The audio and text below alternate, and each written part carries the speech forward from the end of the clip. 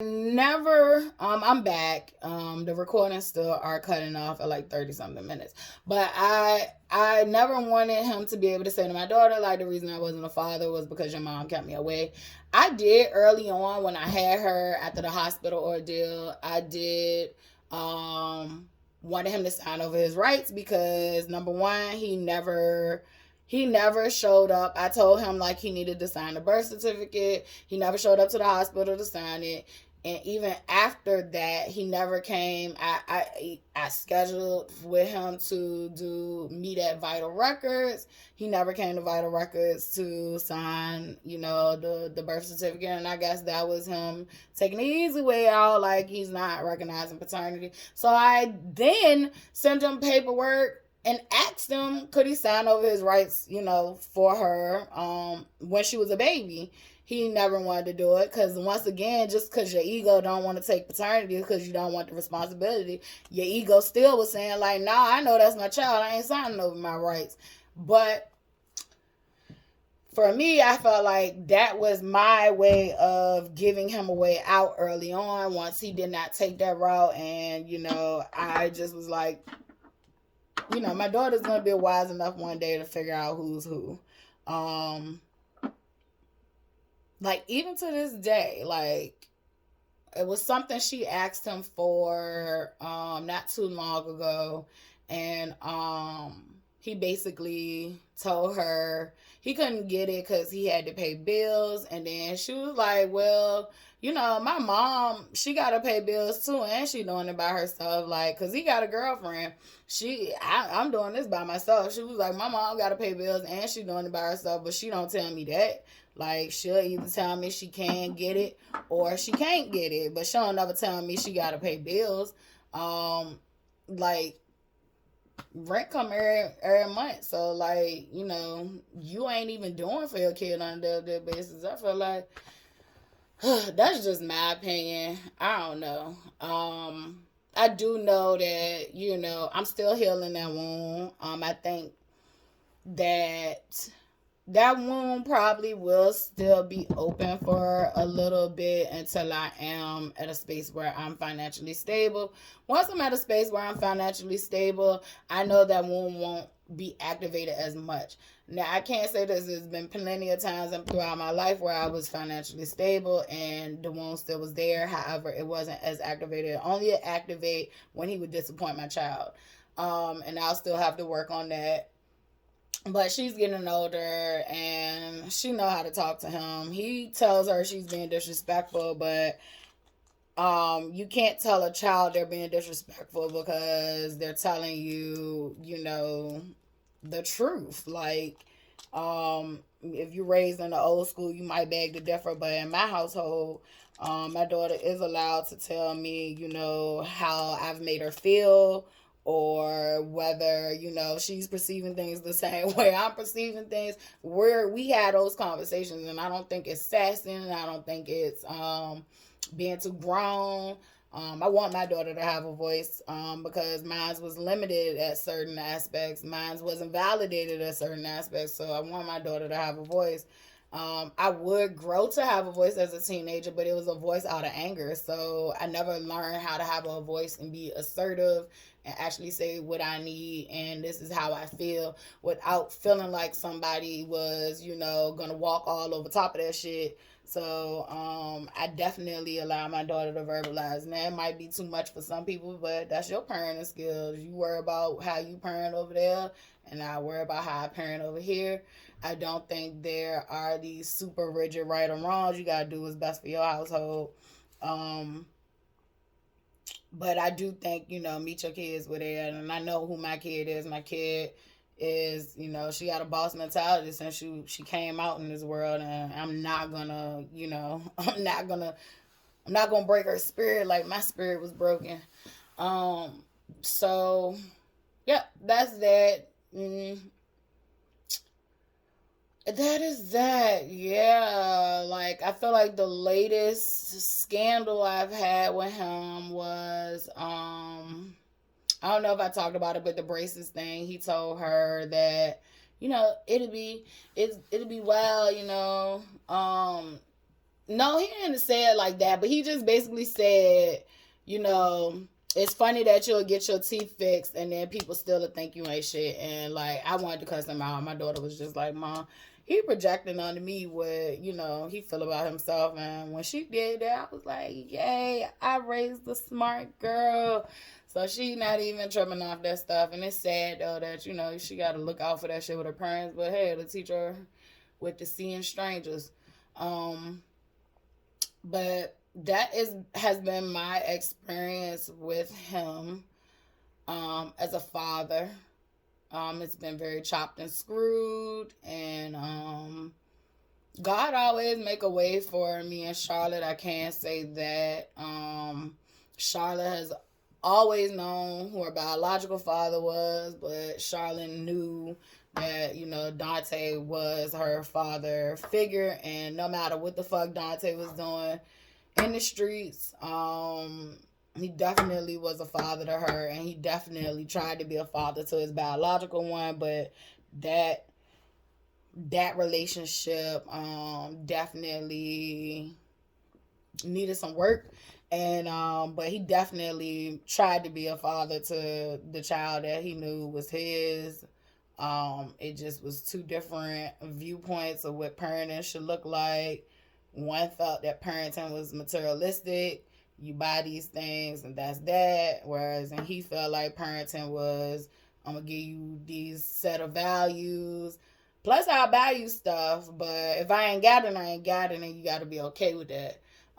Or if I can't afford, you know, the latest, you got to be okay with that. Or if you fucking up in school, you don't deserve none of that. So it basically was two different parenting styles, and it clashed. And he was more important about what was in her head than what was on her body, and the other one was more concerned about what was on her body than what was in her head. And so it was a clash. And unfortunately, it did stop him from being able to be the father he wanted to be, like he was with Charlotte, with his biological. But when he did get the opportunity to, he did a fabulous, phenomenal job with her. And in the end, he did mess up sometimes too. I ain't gonna even lie, I ain't gonna sugarcoat it, like, but he did some wild shit that I ain't even approve of. And I was like, you know what? Shit, the mama ain't even approve of. She had to cuss him out. And I was like, she should have. So she should have. And but yeah. And then for the child that is out there that like it's a question mark. I'm confused on that one, like, cause it's like something him and the mom kind of like procrastinating on. So like I'm gonna just stay out of that. And I even talked to the mom, and she was like, you know, she was gonna leave it up to her daughter. So cause the child is grown now. So but I don't know. In my heart to heart, something about her reminds me of his deceased sister, and I think she's a part of the family. And if she is, look, I'm the type of person, like, I got love for everybody. Like, if you was his kid, like, shit, I'm your second mom. That's just how I look at things. But she grown now, and maybe she don't, you know, even want to look into it herself, but that's up to her. But just know I was advocating for you when you was a little kid. I was trying to get, I don't know whether he communicated with her mom or not, but I definitely was like, I'll pay for the paternity test. Like, because I felt like kids should know. Yeah. But yeah, that was my journey as single parenthood. It still is my journey as single parenthood. Like I said, he might do things maybe 2 or 3 times a year, and he late.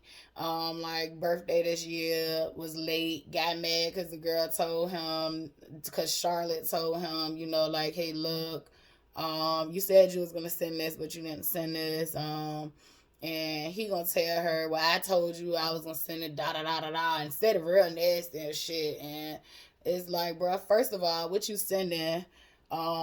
Charlotte is used to having lavish birthdays, like, so what you sending is just a bonus, like, and for you to feel like, you know, you could talk to her in a kind of way because she asked you about when you're gonna send the money, or you said you was gonna send the money. like it's crazy. So then Charlotte, on the other hand, was like, you know what, it's okay, don't worry about it. And he looked at that like she sassing him, but she basically letting him know like, you're not gonna drag me over no money. And he'll be like, well, you being disrespectful, I'm not sending it at all, playing those little games.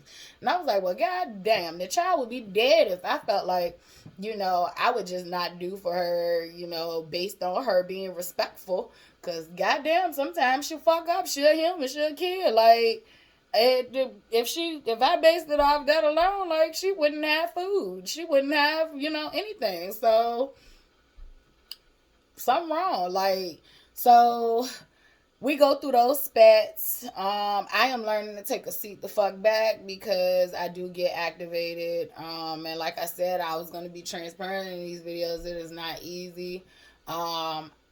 When Dante passed, I did say that I was gonna put him on child support, but I don't even feel like I want to put him on child support no more. Like, because I feel like that would just be me interrupting my time, which my time is money, my time is everything, to go into the court building and probably get maybe $60 a week, whatever the minimum is. Like, I don't know. And if a judge order it, he definitely gonna be in hot water, because they can order it to be whatever they want it to be, and he might not have it, and that just might put him in a crazy position.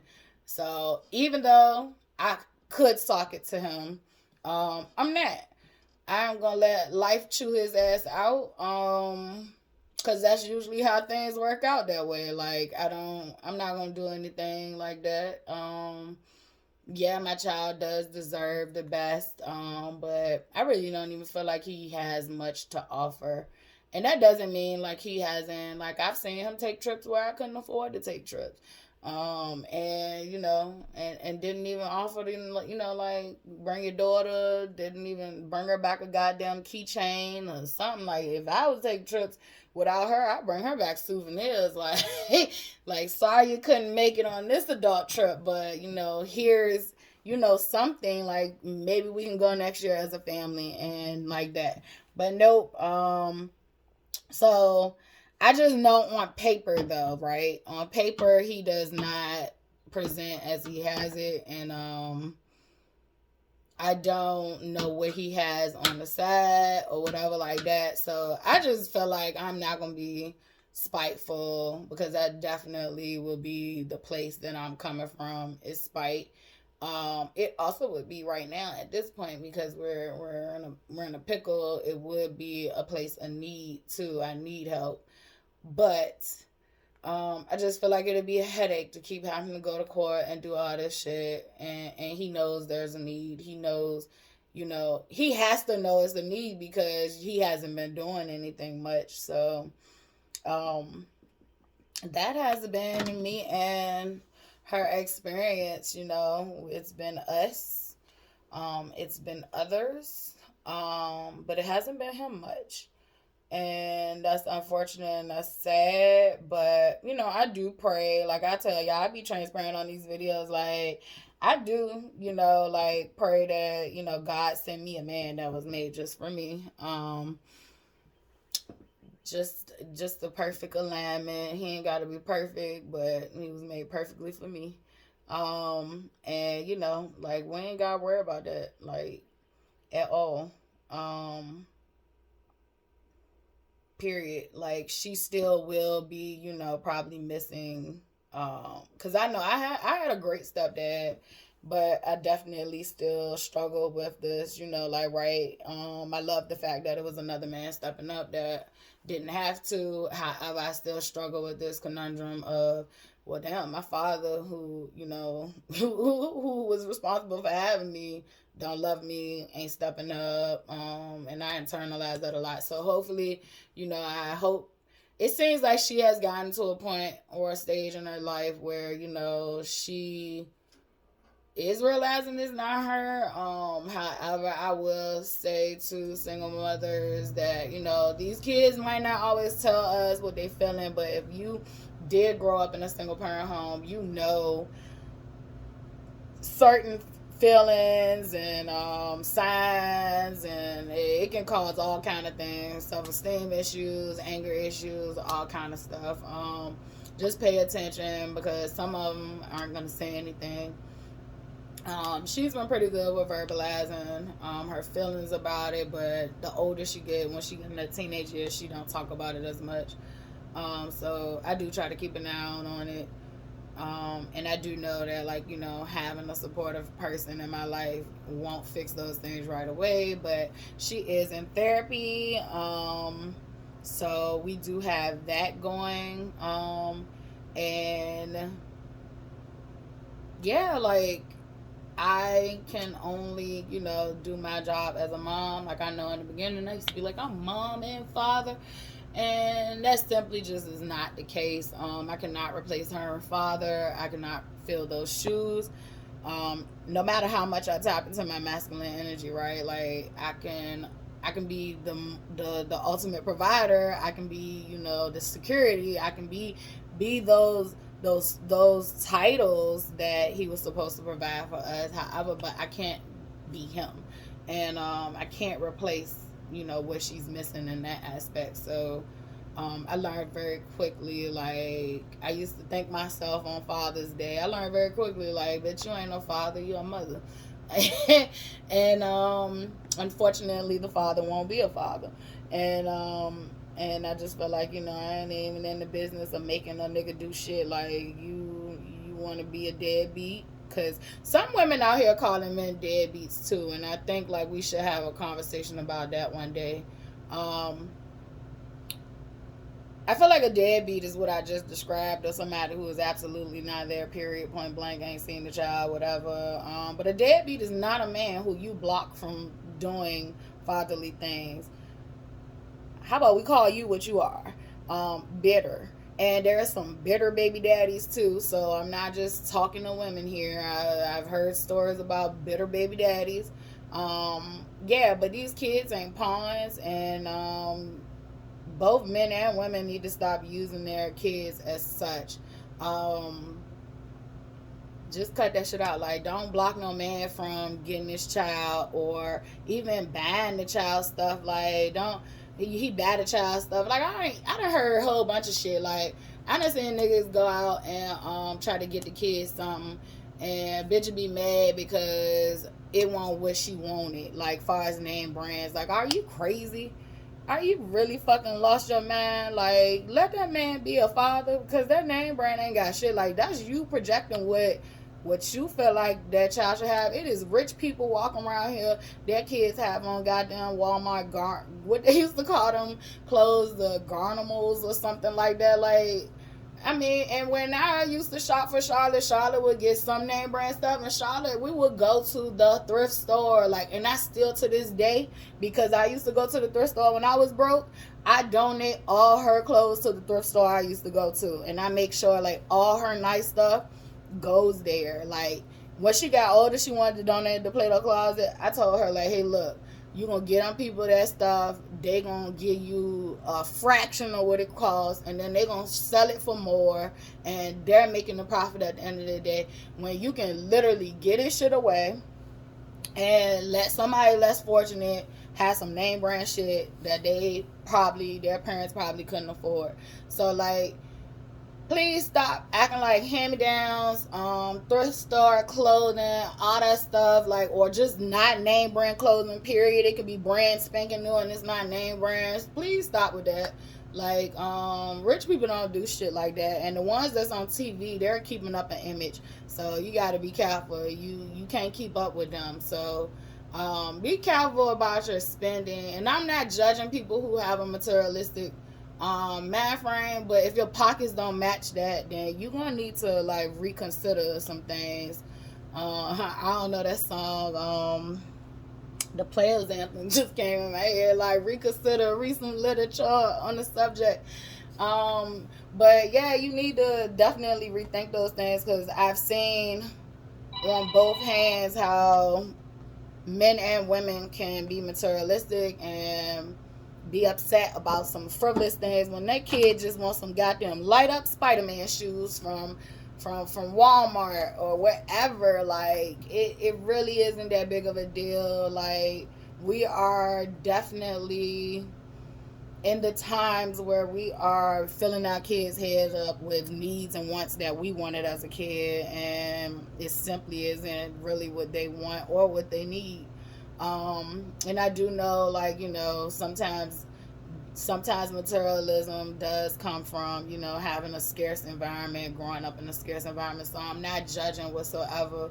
I just wanted to put it out there that those things are not the all to be all. And I'm also like, moms and dads need to get their stuff together. Like, I've seen a lot. I've seen a lot being out here. And both parties need to get their stuff together. Um, Whichever person is spiteful, you might want to check your spite at the door. I have to check my spite and my hatred at the door, because at the end of the day, that is still my child's father, and that's why I haven't burnt his ass down to the ground, because I feel like at the end of the day, that's still my child's father, and I'm just let go and let God and let her deal with that. Far as how she want her relationship to look like with him, but I'm gonna let God deal with him in the sense of, what he how he's been handling this situation.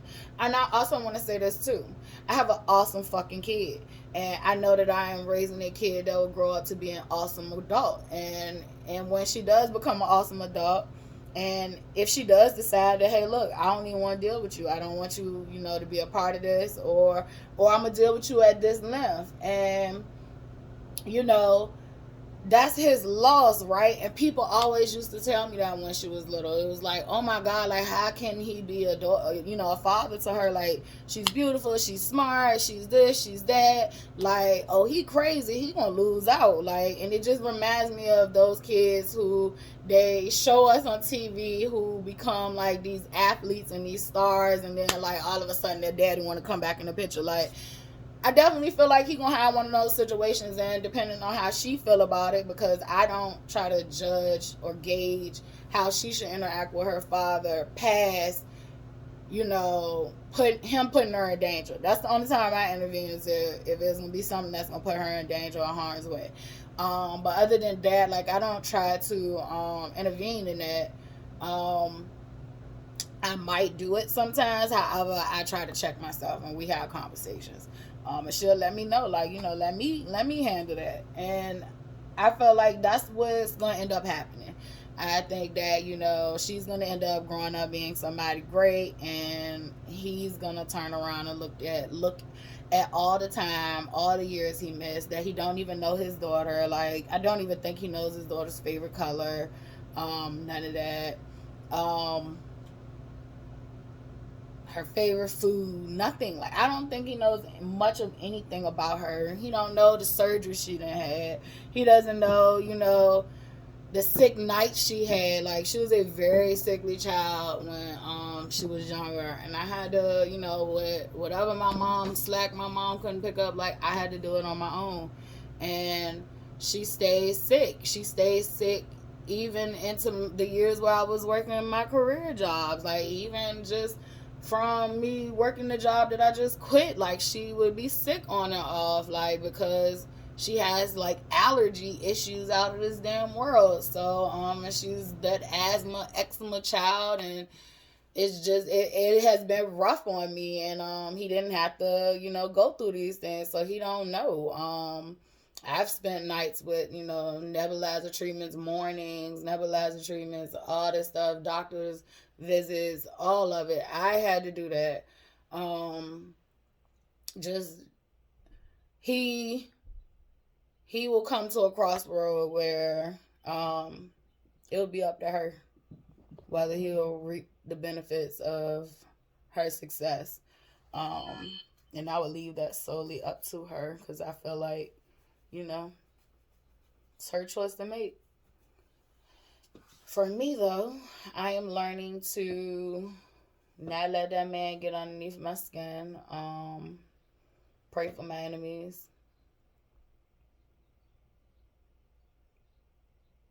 Sometimes I pray for people to get what they deserve too. But for him, I have not. I try.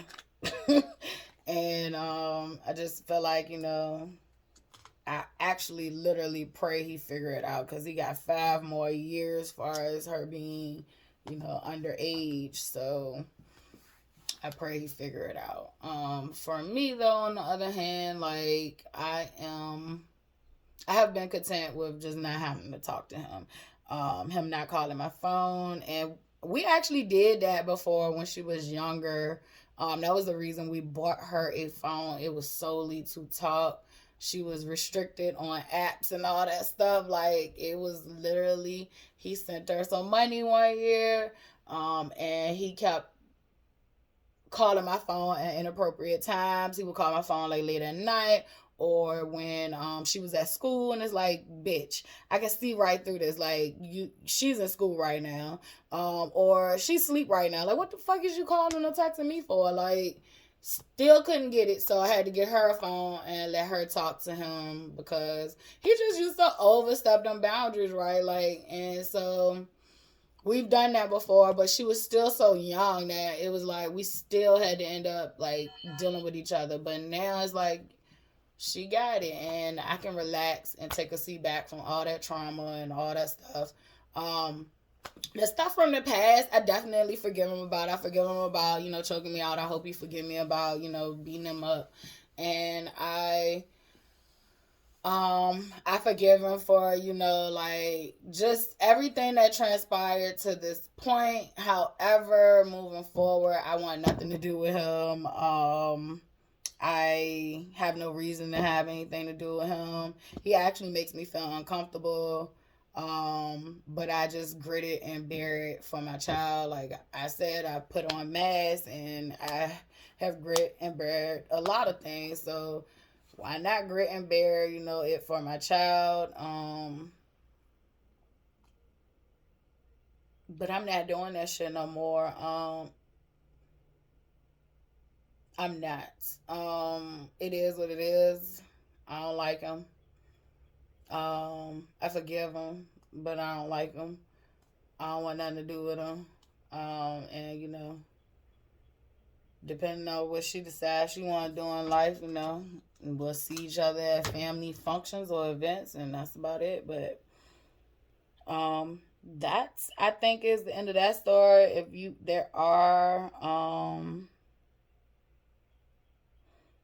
Um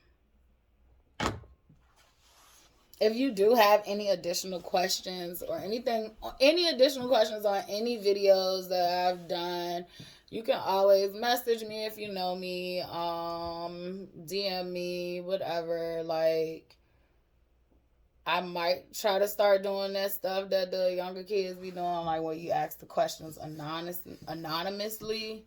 That way, if you ain't want me to know what you ask, who's asking what, we could do it that way too. But yeah, I am trying to be transparent about a lot of traumatic past events. It's not necessarily for me to vent, even though this story was more of a venting one, because like that nigga get on my nerves. But it's more of, I hope that like people get something out of it. Like, maybe you can relate to it. Maybe, you going through it, and like, I felt like a lot of times a lot of my healing was taking place even before, Dante passed away, and it was from me attending groups and hearing other people's stories and hearing how, other people overcame things, or just hearing that they went through it or they're going through it, like, helped me feel better about my stuff and helped me work on my stuff better than I could by myself. So, like, I hope that these videos are doing something for somebody, and because the intent is not just solely, like, it's not period. The intent, period, is not for gossip. The intent is for healing. Look, I've healed a lot of different wounds, and there's some wounds I'm still working on healing, right? And the ones that people thought I needed help working on is the ones that I didn't. I was working on those before things kind of transpired. But the wounds that I actually needed to focus on was my own and confidence was a big one. And I'm loving that God is restoring my confidence, allowing me to even be in front of this camera, like, cause I would never. I didn't even like doing that shit for, like, if if it was for assignments or anything. Like, I never liked hearing my voice being recorded, like listening to yourself after you've talked and all that stuff. So, like, this is definitely a godsend that I'm in front of this. Not godsend, but it is a blessing that I'm in front of these cameras, and I'm showing my raw, true self, and just doing this. But yeah, I'm gonna keep it going. And I thank everybody for my views, for subscribing, liking, commenting, and sharing. Keep it going up. I have gotten, I think within a 2 weeks period, I've gotten 1,000.1K. Oh, I said 1,000. 1,000. I'm gonna just say 1,000 because that just messed my brain up. All right, I got 1,000 views, and I'm just a regular girl, right? And so that definitely makes me happy, and I'm just gonna continue to do this. I don't care if it's just reaching one person. And I do want to thank everybody who sends me text, who, you know, like, reaches out and say that they're happy that I'm doing this, and that they encourage me to keep doing it. Like, I need that. So if you're a person that's been on the fence, whether you want to come out and say, hey girl, like, you know, keep doing what you're doing, do that. Like, I had my days, right, where I felt like, is this even worth it? Because I want to be transparent, like, but yeah. So those texts, those messages, you know, I'm still gonna do it regardless, but it definitely helps motivate me to keep doing this and to keep going. So I thank you. Thank you. This is the end of How I Met Her Father. And I am going to be working on my next piece. So subscribe, like, share, and keep commenting. All right, bye bye.